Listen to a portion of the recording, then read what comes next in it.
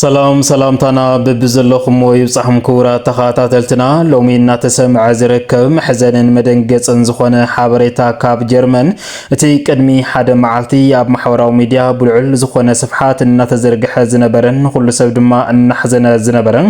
ኤርትራዊ ስደተኛ ዓብዲላ ወዲከረን ንተኸታታሊ 9 ዓመት ገደና ሓድር ኣብ ጀርመን ኮይኑ እናተቐመጠ ዝነበረ ኣብዚ ቅነዚ ድማ ብተጠቃሚ ማሕበራዊ ሚድያ ዝኾነ ናብ ማሕበራዊ ሚድያ ዝተዘርግሐ እንትኸውን ዓብዲላ ወዲከረን ኤርትራዊ ስደተኛ ናብ ጀርመን ካብ ዝኣቲ ንንውሕ ዝበለ ዓማውቲ ዘቁፀረ እንትኸውን ን9 ዓመት ድማ ኣብ ገደና ሓድር ኮይኑ እናተቐመጠ ከም ዝነበረን ኩሉ ሰብ ድማ ሕዚኑ ዝነበረ ምዃኑ ይፍለጥ እዩ። ሎሚ ብዛዕባ ዓብዲላ ወዲከረን ኤርትራዊ ስደተኛ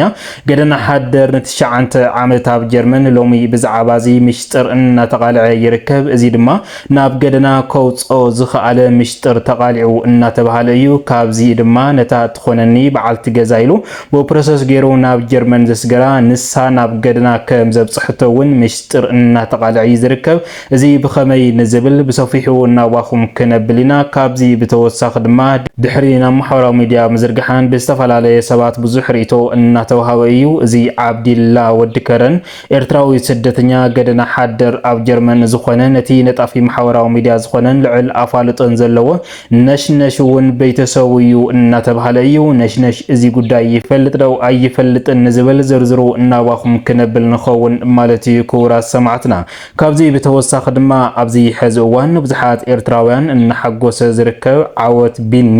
ናይ ብስክሌተኛ ተወዳዳሪ ኣብዚ ሕዚ ሰዓት በቲ ዝነበሮ ዓወት ኩሉ ሰብ እናተሓጎሰ እኳ እንተነበረ ነገር ግን ብዛዕባ ቢኒ እውን ሓድሽ ምስጢር ተቃሊዑ እናተባሃለ እዩ። እዚ ድማ ምስ ሓሸሽ ዝተተሓሓዘን ከምኡ ድማ ምስቲ ረኺብዎ ዝነበረ ዓወትን ኣብ ምርመራ ዝርከብ ዘሎ ውፅኢትን ሽልማትን እንታይ ይመስል ንዝብል ዝርዝሩ እናዋኹም ክነብል ንኸውን። ካብዚ በተወሳኺ እውን ኣዊኬ ማለት እውን ክልተ ኤርትራውያን ዓርሶም ከም ዘጥፍኡ እናተሓበረ እዩ ዝርከብ። እዞም ክልተ ኤርትራውያን ስደተኛታት ኣዊኬ ዓርሶም ዘጥፍኡ ብኸመይ ኣጥፊኦም ወይ ዝተቐቲሎም ንዝብል ዝርዝሩ እናዋኹም ክነብል ኢና። ነዚን ዝኣመሰሉን ዝርዝር ሓበሬታታት ናዋኹም ክነብል ኢና። ነዚ መደብና እዚ ሓድሽ ተኾንኩም ነዚ ቻነልና ሳብስክራይብ ናውልኩም ኣባላትና ላይክ ሼር ናውልኩም መደብና እስካብ መወዳእታ ሓቢርኩምና ጽንሑ። ናብቲ ቅድሚ ሓደ መዓልቲ መዘራረብ ዛዕባ ጉዳይ ፈጢሩ ዝነበረ ንኩሉ ስደተኛ ኤርትራዊ ይኹን ንኩሉ ስደተኛ ትግራዋይ እሕዚኑ ዝነበረ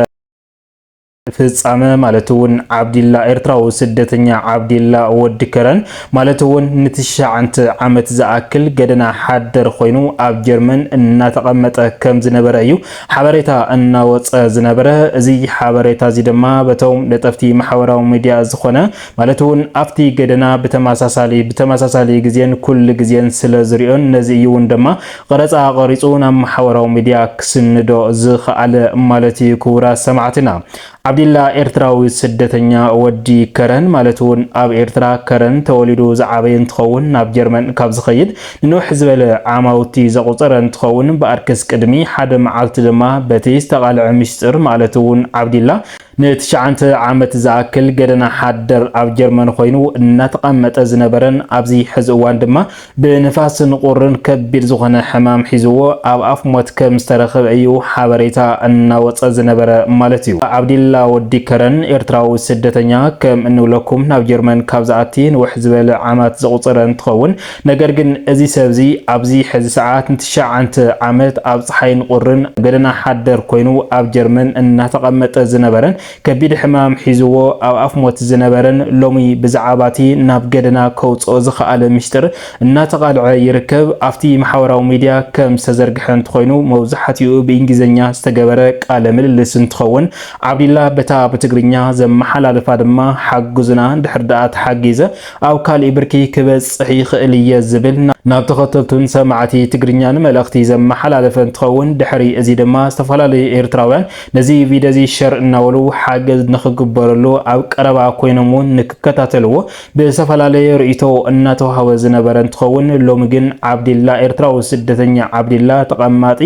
ኣብ ጀርመን ገደና ሓድር ኮይኑ ን9 ዓመት ዝነበረሉ ምስጢር ሎሚ ተቃልዑ እናተባሃለ እዩ። ዓብዲላ ወዲከረን ማለት እውን ኤርትራዊ ስደተኛ ናብ ጀርመን ካብ ዝኣቲ ብጠቕላላ 12 ዓመት ዘቁፀረ እንትኸውን እዚ ሰብ እዚ ድማ 2 ዓመት ኖርማል ከም ሰው ኣብ ገዛ እናነበረ ዝነበረን 9 ዓመት ግን ከምቲ ዝበሃል ዘሎን ከምቲ ዝረአይ ዘሎን ገደና ሓደር ኮኑ ህይወት ሙሉኡ እናሐለፈ ዝነበረ ኤርትራዊ ስደተኛ እዩ። እዚ ሰብ እዚ ማለት እውን ኣብ ጀርመን ጽቡቕ ስራሕ ከም ዝነበረን ሰሪሑ ዝኣትወሉ ሞያ ከም ዝነበረን ነገር ግን እዚ ሰብ እዚ ትኾነን እያ ብዝብል ሓንቲ ኣፍቃሪቱ ብፕሮሰስ ገይሩ ማለት እውን ኤርትራዊት ዝኾነት ናብ ጀርመን ድሕሪ ምስጋር ኣብ ጀርመን ድማ ንዝተወሰነ ግዜ ጽቡቕ ሓዳርን ጽቡቕ ኑሮን መስሪቶም ከም ዝነበረ ኣብዚ ሕዚ እዋን ሓበሬታ እናወፀ ይርከብ ማለት እዩ። ዓብድላ ወዲከረን ተቐማጢ ገደና ሓደር ኣብ ጀርመን ኣብዚ ሕዚ ሰዓት ናብ ገደና ኣውፂዎ ዘለ ግን እታ ኣፍቃሪቱ ምዃኑ እዩ ተሓቢሩ ዘሎ ማለት እዩ። ዓብድላ ነታ ኣፍቃሪቱ ንምስጋር ዘይከፈሎ መስዋዕት የለን ማለት እውን ኩሉ ነገር እናፈጸመን ድሕሪ ድማ ናብ ጀርመን ኣብ ሰገረትሉ እዋን ኣብ ልዕሊኡ ካልእ ሰብኣይ ደሪባ ማለት እውን ካልእ ከይከውን ድማ ጀርመናዊ ኣብ ልዕሊኡ ኣብ ዝደረወትሉ እዋን ዓብድላ ድማ ማለት እውን ናይ እምሮ ፀገም በፅሕዎ ምስእቲ ንዓኣ ክኸፍል ንዓኣ ከስግር ዝኸፈሎ ኪሳራን ዝወሰዶ ግዜን ከምኡ ድማ ንሳ ሰሪሓቶ ዘላ ፍጻመ ንዓብድላ እምሮ ስሒቱ ናብ ገደና ከውፀዩ ክኢሉ ማለት እዩ። ዓብድላ ድሕሪ እዚ ፍቅራዊ ህይወቱ ምስእታ ፕሮሰስ ገይሩ ትኾነን እያ ኢሉ ዘስገረ ኣፍቃሪጡ ኣቋሪፁ ድሕሪ እዚ ድማ ዓብድላ ናይ ፀገም ችግር ኣጋጢምዎ ነታ ኣፍቃሪቱ እውን ካብቲ ገዛ ወፂኣ ኸለ ካልእ ህይወት ድማ እናመሓዳደረት ከም ዘላ እዩ ሓበሬታ እናወፀ ዝርከብ ዘሎ። ስለዚ ድማ ዓብድላ ማለት እውን ንዓኣ ክገብር ንብረቱን ዝነበሮ ሃፍትን ጨርሹ እዩ ነዛ ሰብዚኣ ፕሮሰስ ገይሩ ናብ ጀርመን ከስግራ ዝኸኣለ ንሳ ግን ኣብ ጀርመን ምስ ኣተይትያ እቲ ዝነበራ ፍቅሪ ክትጠልሞ ክኢላ ካብዚ ብዝተበገሰ ድማ ዓብድላ ኤርትራዊ ስደተኛ ወዲከረን ናይ እምሮ ፀገም ኣጋጢሞ ገደና ሓደር ኮይኑ ንተኸታታሊ 9 ዓመት ኣብ ገደና እናደቀሰን ቁሪ እናተወቅዕን ዝነበረ ማለት እዩ። ድሕሪ እዚ ቅድሚ ሓደ መዓልቲ እናተዘርግሐ ዝነበረ ሓበሬታ ድማ እዚ ሰብ እዚ ማለት እውን ዓብድላ ናይ ነሽነሽ እውን ቤተሰቡ እዩ እናተባሃለ ዘሎ ነሽነሽ እዚ ይፈልጥ ዶ ኣይፈልጥን ዝብል ሓደ ነገር ኮይኑ ነገር ግን ዓብድላ ኤርትራዊ ስደተኛ ን9 ዓመት ኣብ ገደና ሓደር ዝነበረ ኣብዚ ሕዚ እዋን ብዝተፈላለየ ወሃውቲ ርእይቶ ሓሳብ እናተወሃወ ከም ዘሎ እዚ ሓሳብ እዚ ድማ ብሰንኪ ኣፍቃሪቱ ናብ ገደና ከም ዝወፀን እዚ ሰብ እዚ ድማ ናይቲ ነጣፊ ማሕበራዊ ሚድያ ዝኾነ ልዕል ኣፋልጦ ዘለዎን ነሽነሽ እውን ቤተሰቡ ምዃኑ ሓበሬታ እናወፀ ዝርከብ። ብዛዕባ ዓወት ቢኒና ናዋኹም ክንብል ቢኒ ተፃዋቲ ብስክሊተኛ ኣብዚ ሕዚ እዋን በቲ ዘመዝገቦ ልዑል ዝኾነ ዓወት ኩሉ ሰብ እናተሓጎሰሉ እኳ እንተሎ ነገር ግን እቲ ዘመዝገቦ ዓወት ኣብ ምርመራ ይርከብ እናተባሃለ እዩ። እዚ ድማ በቲ ዝተጠቐሞ ሓሸን እቲ ዘመዝገቦ ዓወትን ሽልማትን ኣብ ምርመራ ይርከብ ማለት እዩ። እዚ ብምዕዋቱ ናይ ብዙሓት ሰባት ኤርትራውያን ሓጎስ ፈጢሩ ዝነበረ ኣብዚ ሕዚ እዋን ግን ብዛዕባ ዓወት ቢኒ መነጋገር ዛዕባ ጉዳይ ፈጢሩ ይርከብ ማለት እዩ። ካብዚ ብተወሳኺ ድማ ኣብ ዩኬ 2 ኤርትራውያን ዓርሶም ኣጥፍዮም ዝብል ሓበሬታ እናወፀ ዘሎ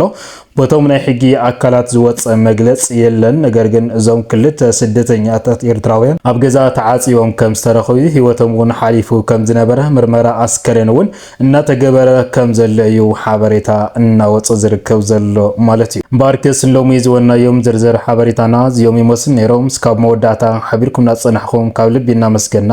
ኣብ ዝቕፅል መደባትና እስካብ ንራኸብ ሰላም ሰናይ ጸኒሕቲ ይጎረልኩም።